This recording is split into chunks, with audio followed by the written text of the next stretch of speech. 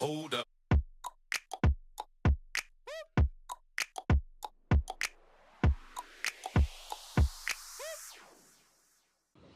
I hope you're having a great day and I hope you're staying safe at home. A couple of weeks ago, I did a video on how each of us are superheroes in our own way.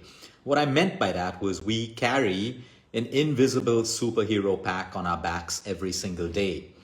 And in this superhero bag, we have certain powers, which most of us never use in a lifetime. And the people who start to use these superpowers that we all have, okay, are the ones who have the edge over in life, whether it's in their relationships, whether it's in health, wealth, abundance, whatever it is. Some of these powers that we spoke about was the power to accept, the power to let go. Every human being has it. We spoke about the power to stay silent. You know, we don't have to be provoked. Sometimes we don't have to answer back. We don't have to say things just for the sake of saying. We have the power of silence. Then we also have the power of choice, where we have the power to choose. But we don't choose because our ego comes in the way, pride comes in the way, fear comes in the way, and all of these issues. Then we spoke about several other powers that we have. The power to believe, the power to pray, the power to have faith. We also spoke about the power to imagine. And that's exactly what I want to talk about today, the power of imagination.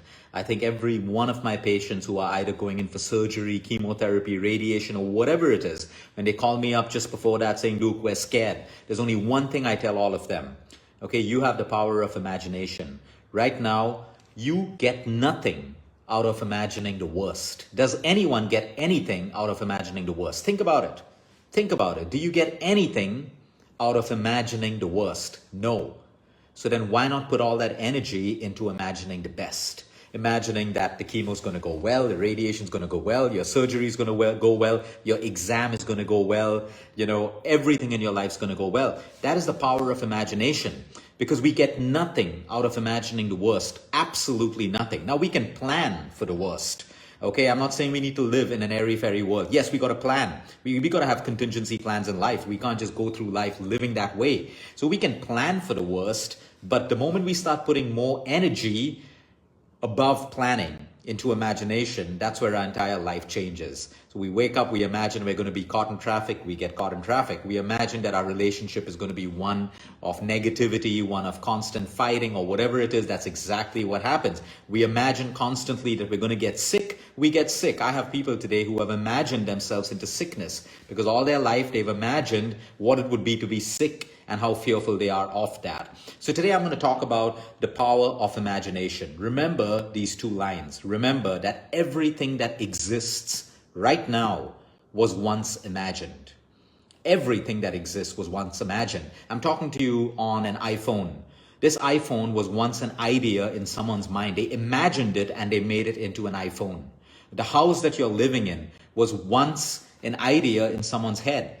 And then that architect made a blueprint out of it, and that blueprint went to an engineer, and that engineer made it into your home.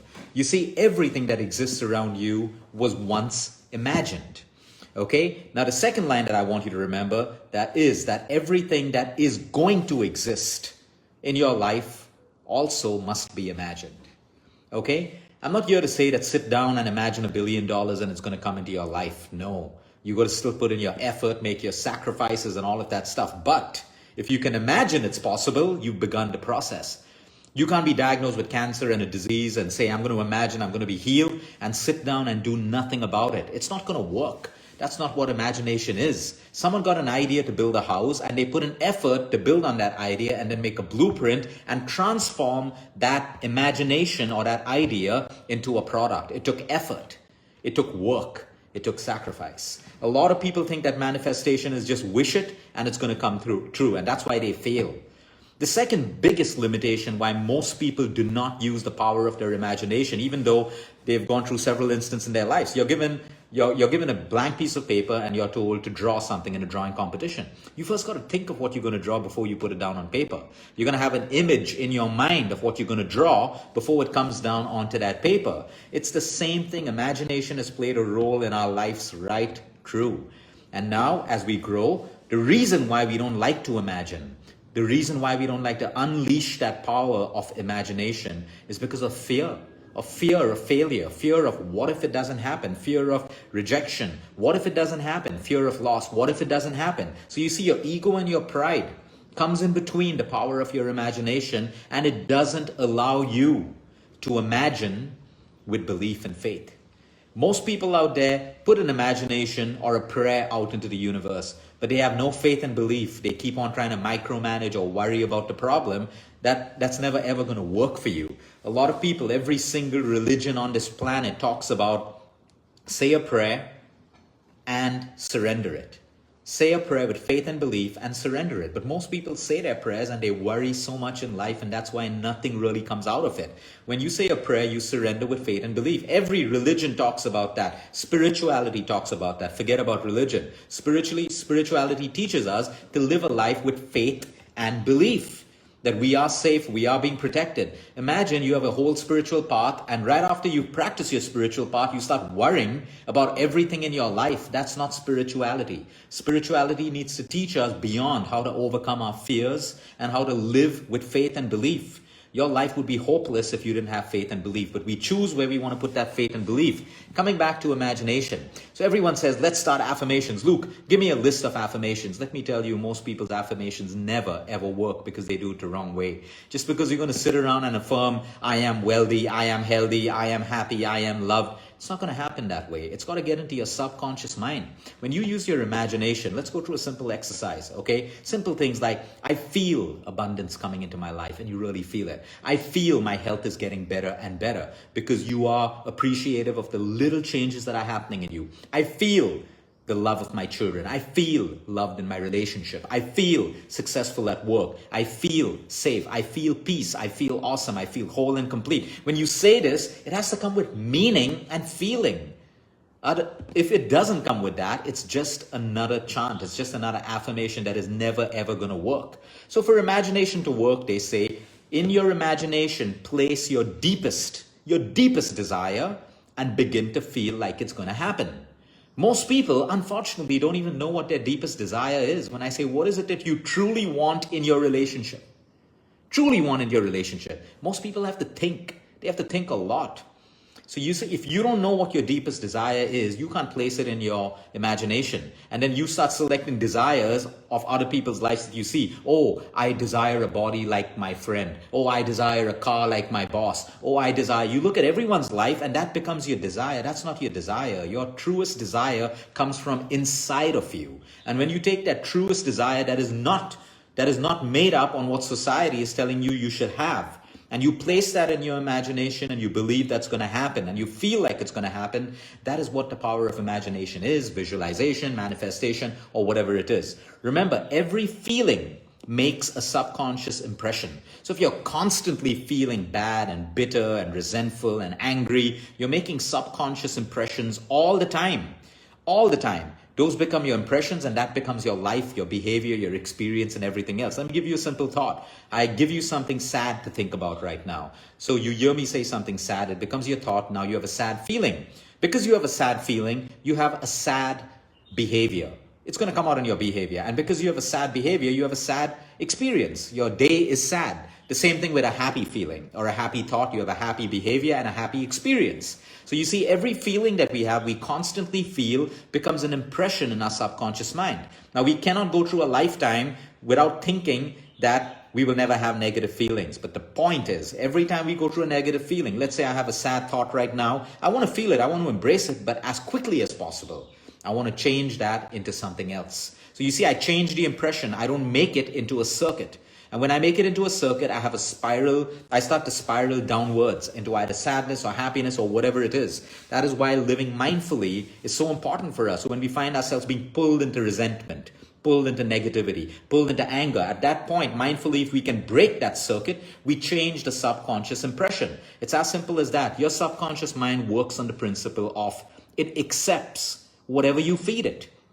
You feed it the crap that you watch on TV, That's exactly what your subconscious mind is going to give you back in your life. Those feelings, those thoughts, those experiences, and those behaviors. You feed it with sadness all the time, you're going to have that. You feed it with depression, you feed it with happiness, you feed it with goodwill. That's exactly what the subconscious mind is going to give you back. There's no magic involved. It is what it is. Remember this line as well. Your subconscious mind does not know the difference between a truth and a lie.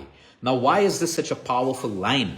Okay, have you ever come across someone who constantly lies? After a while, they don't even think they're lying because their lie has now become their truth. You know, a lot of people who rob, they don't even know at some point in life that they're doing something wrong. Their behavior begins to seem right. Your subconscious mind doesn't know the difference between a truth and a lie. And why is this great for us? Because it means we can program our subconscious mind the way we want it to be. We can make our subconscious mind choose to believe what we put into our mind. So if we decide that everyone of a particular color or a particular race should be treated unequally or in a derogatory manner, that's exactly what our subconscious mind will teach us, and that will become a behavior. And by default, we will start doing that. Example, go on to social media and look at the amount of hatred that happens to people, okay, that people don't even know most of the time, be it politicians, be it Bollywood, be it whatever. Okay, people watch hatred build up and then they get entangled into it and then they start behaving exactly that way because they've chosen to feed their subconscious mind that way. And at the same point, you find a happy group that's feeding themselves with happiness and real life and things that are worthy. And you will see the behavior and that energy of the group completely different. So when you're constantly programming your subconscious mind with things like, oh, poor me, oh, I cannot afford this, oh, I'm useless, I'm ugly, no one loves me, I'm sick, I can never get better. Guess what you're doing? That is the impression that you're setting up, and no doctor, nutritionist, magic pill, chemotherapy, radiation can ever work. Okay? So it's so important that we start. And I'm going to give you a simple exercise to do right now. So let me pull that up. Yeah. So how do you use your imagination? Because you have fear, you have ego and pride that comes in. Let me give you an example. Okay? Everyone wants to feel rich and wealthy and prosperous. Okay? So ask yourself today, what does it feel like to feel and be prosperous? Okay? How would you feel when you reach that prosperous feeling? You should be able to feel it in you and imagine it. Imagine it and feel it. Then you are doing the exercise of using your imagination the right way. What does it feel to be happy and content? Okay? What is that feeling in you when you are truly happy and content? Imagine it and feel it. You've begun the process of visualization or imagination. What does it feel to be loved? Most people don't even know this. They say, I like gifts, I like touch, I like all of that stuff. That's part of it. But what does it take for you to feel truly loved? Feel that feeling and imagine it. If you can't imagine it, it cannot exist in your life. What does it feel to be healthy? Most people have never felt good health. They wake up tired, they go to sleep tired, they go to sleep with aches and pains in their body. They don't know how it is to feel healthy. Now imagine, how would it feel for you to be completely healthy? If you can't imagine it, it cannot exist. What does it feel like to have a great body? Or whatever it is that you want, you first have to imagine how it's going to feel. Because if you cannot imagine it, it cannot exist. And that's exactly what it is, the power of imagination. You need to remember one more thing that I made a note of, okay? Your feelings create what you will feel the most of. So if you constantly feel sad, that's exactly what you're going to feel. That's what your life is going to be. You constantly feel angry. Yeah, maybe some people have made you angry. Maybe you're at a point in life where someone else has caused your misfortune, okay? But how long are you going to go on feeling that way? The only person who needs to take action is you. Yes, we're sorry it happened. It shouldn't have been you. It's wrong. The world is a harsh place. But now, what are you going to do about it? What action are you going to take? We fail when we do not take action. We fail. It is an unfair world. It is an unkind world. At the same time, it is also a fair world and a kind world. But ups and downs happen to every single person on this planet. The point is, what action are you going to take? So you need to remember, when you have that deepest desire and you place it in your imagination, now, what kind of attention do you place on your desires? If you truly want something, how much of attention are you going to put on it? You're truly trying to solve a health problem. How much of attention are you going to give yourself? You truly want your relationship to improve. How much of attention are you going to put into that relationship? So it comes with your imagination, a deep desire, imagination, and attention. It's as simple as that. So this is a power that we all have, the power to imagine. The only thing stopping you is already your fear that what if it doesn't happen? So if it doesn't happen, it doesn't happen. Disappointments happen all the time. We don't always have to get what we want in life. How many of us pray for something and we get everything? We may get 1 out of 5 things that we pray for. That's exactly how life is, but that doesn't stop us from using the one power that we have, which is the power of imagination. Use this in your life. It will change your life. Why will I say this? Because I read it in a book? No, I did read it in a book.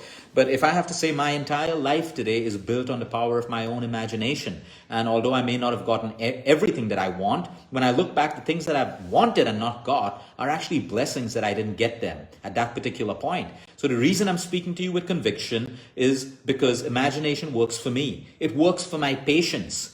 It works for so many people, and all of us have that power. Why don't we use it?